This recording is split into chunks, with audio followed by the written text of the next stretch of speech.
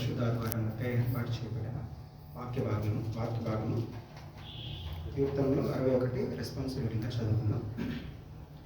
దేవా, నా మొర ఆలకింపుము, నా ప్రార్థనకు చెవియొగ్గుము.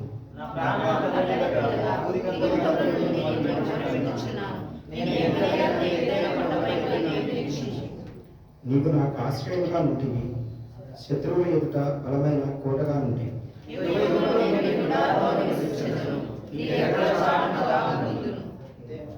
దేవా, నీవు నా మొక్కుబడుల అంగీకరించి ఉన్నావు.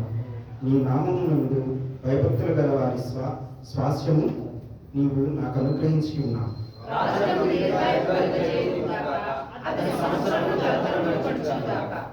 దేవుని సన్నిధిని అతడు నిరంతరము నివసించునుగాక.